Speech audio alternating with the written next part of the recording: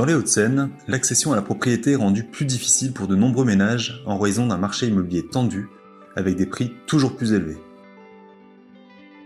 Hauts-de-Seine Habitat, qui a obtenu en 2022 le statut d'organisme foncier solidaire, OFS, propose aux habitants des Hauts-de-Seine une nouvelle forme d'accession sociale à la propriété via le bail réel solidaire. Il leur est désormais possible d'acheter un logement neuf ou ancien à des prix abordables. En effet, grâce au bail réel et solidaire, l'acquisition d'un logement coûtera 35 à 50% moins cher que le prix du marché.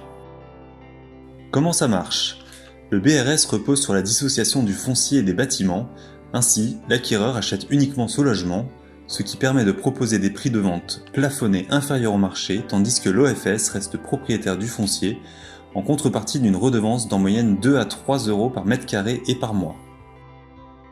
Par exemple, voici une famille de 3 personnes disposant de revenus de 3 800 euros net par mois, occupant actuellement un logement de type T3 loué 1 250 euros par mois.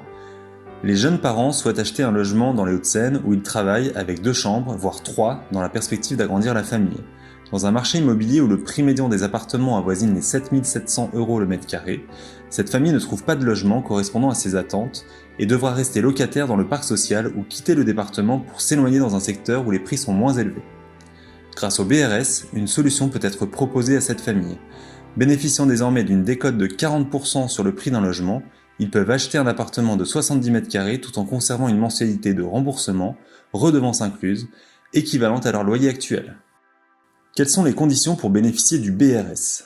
Les revenus ne doivent pas dépasser un plafond fixé par la loi en fonction du nombre de personnes dans le foyer. Par exemple, pour une famille de 3 personnes, le plafond de ressources est de 56 825 euros. Les ménages bénéficiant du BRS signeront un bail longue durée avec l'OFS Hauts-de-Seine Habitat et s'acquitteront chaque mois d'une redevance pour la location de la quote-part foncière du logement. Ils devront par ailleurs occuper le logement à titre de résidence principale.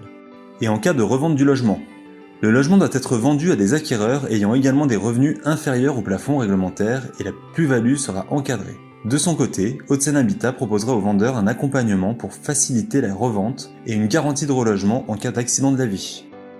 Pour les communes, le BRS est un outil de lutte contre la spéculation immobilière, favorisant la mixité sociale et le maintien des jeunes actifs des Hauts-de-Seine sur le territoire.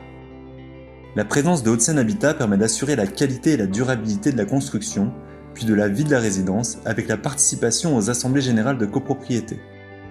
Le BRS permet d'avoir sur son territoire des logements destinés à l'accession sociale via un dispositif durable, à un coût définitivement maîtrisé et avec des prix de vente encadrés à chaque changement d'occupant.